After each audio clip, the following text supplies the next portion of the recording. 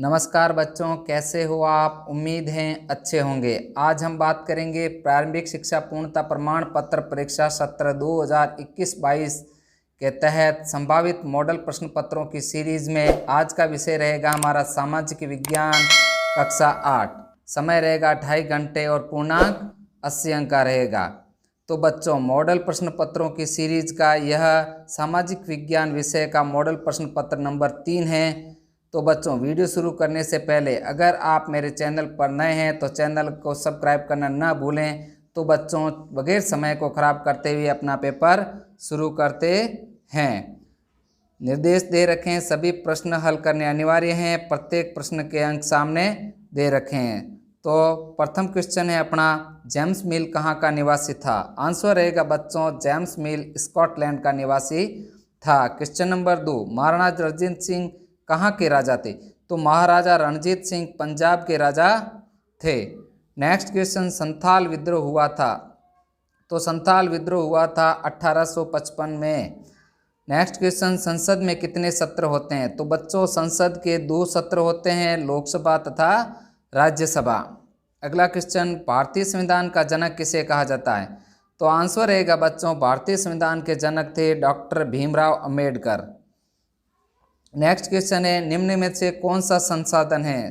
तो संसाधनों के तहत वायु, जल, खाद्य पदार्थ सभी संसाधनों की श्रेणी में आते हैं। आंसर रहेगा बच्चों, उपयुक्त सभी। क्वेश्चन नंबर 7, चावल की फसल के लिए आवश्यक दशाओं में सम्मिलित हैं। तो चावल की फसल के लिए आवश्यक दशाएं उच्च तापमान, अधिक आर्द्रता, अधिक वर्षा। आंसर रहेगा बच्चों, द उपयुक्त सभी। नेक्स्ट है, हीरा, सोना तथा प्लेटिनम का सबसे बड़ा उत्पादक है। तो इन तीनों का सबसे बड़ा उत्पादक देश है अफ्रीका। नेक्स्ट है, ग्राम पंचायत के मुखिया को कहते हैं? तो आंसर रहेगा, ग्राम पंचायत का मुखिया सरपंच कहलाता है। 10 नंबर क्वेश्चन, चूना पत्थर व जिप्सम का उपयोग किस उद्योग में किया जाएगा? आंसर रहेगा बच्चों, सीमेंट उद्योग में चूना पत्थर और जिप्सम का उपयोग किया जाता है। नेक्स्ट क्वेश्चन, निम्न में से हुड्डा सम्मेलन की अध्यक्षता किसने की? तो आंसर रहेगा बच्चों, हुड्डा सम्मेलन की अध्यक्षता महाराणा जगत सिंह द्वितीय ने की थी। मैं आपको बता दूं, हुड्डा भीलवाड़ा जिले के तहत स्थित जिले में स्थित हैं। हुड्डा सम्मेलन के तहत इसमें यह था कि मराठे दक्षिण भारत से उत्तर भारत की ओर बढ़ रहे थे। मराठों की शक्ति को रोकने के लिए हुड्डा सम्मेलन आयोजित किया गया। नेक्स्ट है, सही मिलान करना है। वेदिका फोरम, वेदिका फोरम है मृदा संरक्षण से संबंधित। जलग्रह, जलग्रह पृथ्वी को कहा जाता है। मांस, टुंडा वनस्पति, गिद्ध अपमार्जक की श्रेणी में आता है। और सामुदायिक भूमि साझा संपत्ति संसाधन। नेक्स्ट है, रिक्त स्थानों की पूर्ति कीजिए। वर्ष 2005 से घरेलू हिंसा अधिनियम सुरक्षा लागू कानून हुआ था। तो आंसर रहेगा 2005। रिक्त स्थान में आएगा, हाशिएकरण का मतलब होता है जिसे किनारे या हाशिए पर ढकेल दिया गया हो। नेक्स्ट है, आदिवासी अक्सर अपने पुरखों की गांव और प्रकृति की उपासना करते थे। अगला है, सरकारी व निजी अस्पतालों में कैशलेस इलाज हेतु चिरंजीवी योजना प्रारंभ की गई। तो 14 नंबर क्वेश्चन रहेगा बच्चों, जनसंख्या पिरामिड है? आंसर रहेगा, एक देश की जनसंख्या संगठन का अध्ययन करने की रुचिकर विधि जनसंख्या पिरामिड कहलाती है। नेक्स्ट क्वेश्चन, सांगानेर अंतर्राष्ट्रीय हवाई अड्डा किस जिले में स्थित है? तो सांगानेर अंतर्राष्ट्रीय हवाई अड्डा जयपुर जिले में स्थित है। क्वेश्चन नंबर 16, राजस्थान में चलने वाली आर्थिक क्षेत्र की 2 योजनाओं के नाम बताइए। तो आर्थिक क्षेत्र की योजनाओं में है भामाशाह योजना, मुख्यमंत्री युवा संबल योजना। नेक्स्ट है, राजस्थान की या नील नहीं भील जनजाति किन जिलों में निवास करती है? तो आंसर रहेगा बच्चों, भील जनजाति बांसवाड़ा, डूंगरपुर, प्रतापगढ़, सिरोही व कुछ क्षेत्र उदयपुर में निवास करती हैं। नेक्स्ट है, नील की खेती के लिए कौन सी जलवायु उपयुक्त रहती है?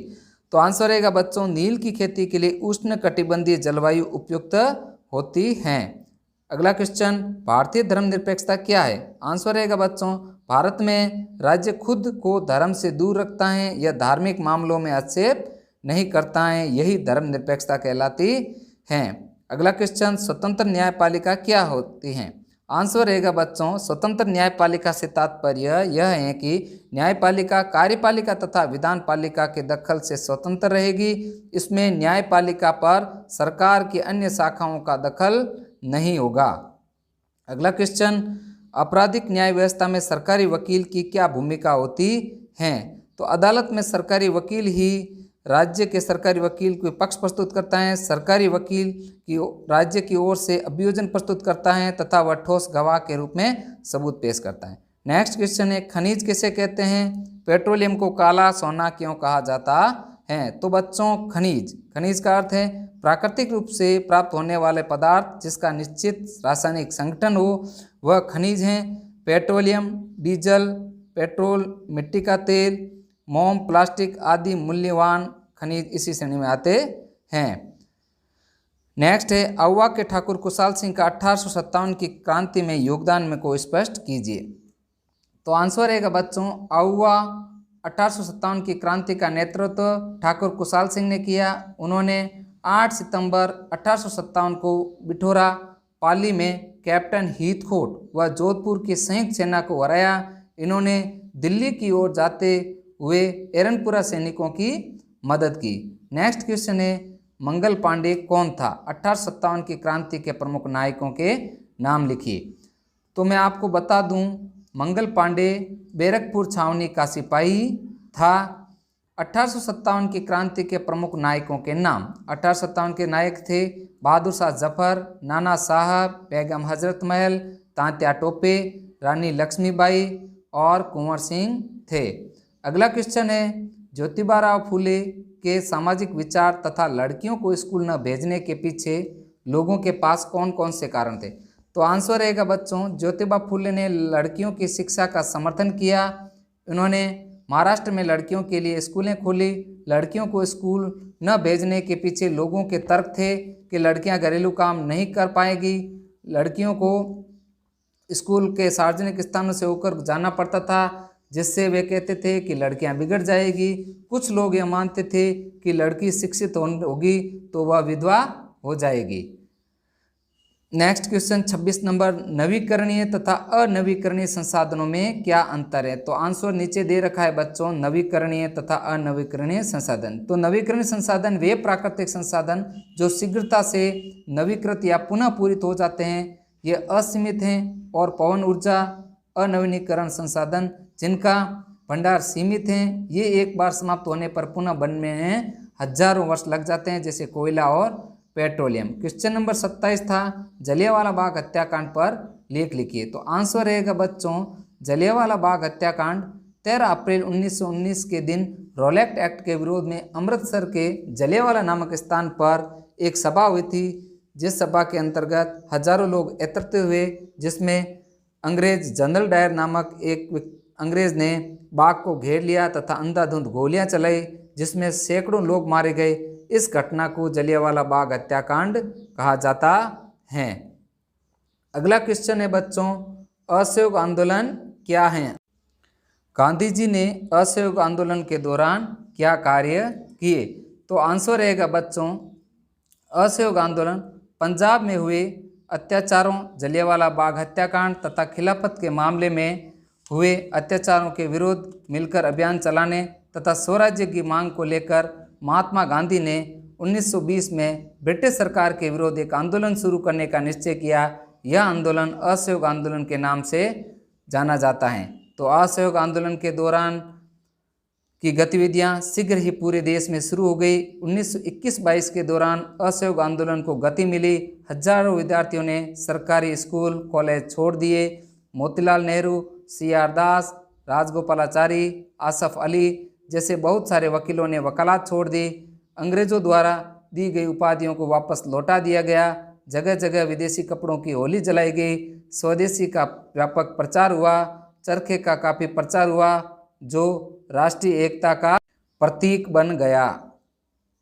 अगला क्वेश्चन है बच्चों 29वां, जल उपलब्धता की समस्या को स्पष्ट करते हुए जल संसाधनों के संरक्षण के उपायों को स्पष्ट कीजिए। तो आंसर रहेगा बच्चों 29वें प्रश्न का, जल उपलब्धता की समस्या। जल एक महत्वपूर्ण प्राकृतिक संसाधन है। तथा पृथ्वी के लगभग 3/4 भाग पर जल उपलब्ध है, किंतु उसमें से अधिकांश जल लवणीय है जो मनुष्य के उपयोग में नहीं है। पृथ्वी पर केवल 2.7% जल ही लवणीय हैं, जिसमें लगभग 70% भाग बर्फ की चादरों तथा विमानों के रूप में अंटार्कटिका, ग्रीनलैंड तथा पर्वतीय प्रदेशों में पाया जाता है। अतः मनुष्य के लिए मात्र 1% लवणीय जल उपलब्ध हो पाता है, किंतु अत्यधिक उपयोग एवं जल प्रदूषण के कारण कई देशों में जल का संकट उत्पन्न हो गया है। जल स्रोतों के सूखने तथा जल प्रदूषण के कारण ऑल की जल लवणीय जल की आपूर्ति की कमी के मुख्य घटक बढ़ती जनसंख्या, भोजन, नकदी फसलों की बढ़ती मांग, बढ़ता नगरीकरण और बेहतर होता जीवन स्तर थे। आज विश्व के अनेक देश जल संकट से गुजर रहे हैं। जल संसाधनों का संरक्षण करने हेतु वर्तमान में विश्व में शुद्ध पर्याप्त जल स्रोतों की उपलब्धता बड़ा संकट बनता जा रहा है। अतः जल संसाधनों का संरक्षण अति आवश्यक है।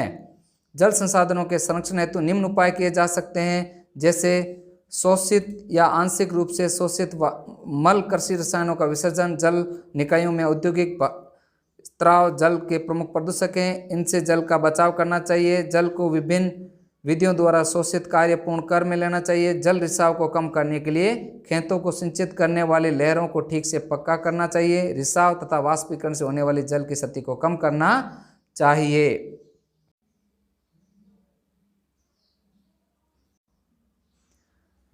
वाणिज्यिक कृषि में फसल उत्पादन और पशुपालन बाजार में विक्रय हेतु किया जाता है। इसमें विस्तृत क्षेत्र और अधिक पूंजी का उपयोग किया जाता है। अधिकांश कार्य मशीनों द्वारा किया जाता है, जबकि निर्वाह खेती के अंतर्गत इस प्रकार की कृषि में कृषक परिवार की आवश्यकताओं को पूरा करने के लिए खेती की जाती है। पारंपरिक रूप से कम उपज प्राप्त करने के लिए निम्न स्तरीय पौधों के लिए पारिवारिक श्रम का उपयोग किया जाता है। निर्वाह कृषि, केंद्र व कृषि आदि निर्वाह कृषि में वर्गीकृत किया जा सकता है। तो बच्चों, कैसा लगा मेरा वीडियो? अगर अच्छा लगे तो मेरे चैनल को सब्सक्राइब करना न भूलें, ताकि जब भी मेरा नया वीडियो आए आप तक नोटिफिकेशन सबसे पहले पहुंचे। नेक्स्ट अगला क्वेश्चन था बच्चों, मानचित्र के बारे में अध्ययन। तो बच्चों, क्वेश्चन नंबर 31 था, राजस्थान के मानचित्र में कोई 5 स्थान दर्शाने थे। स्थान दे रखें अजमेर, कोटा, उदयपुर, जोधपुर, दौसा और बांसवाड़ा। तो बच्चों, राजस्थान का मानचित्र मैंने अलग से अपने YouTube चैनल पर डाल रखा है राजस्थान, उसमें से आप मतलब क्लियर कर सकते हैं। मैंने राजस्थान के मानचित्र का अलग से वीडियो बना रखा है। तो बच्चों, आज का वीडियो इतना ही, मिलते हैं अगले वीडियो में।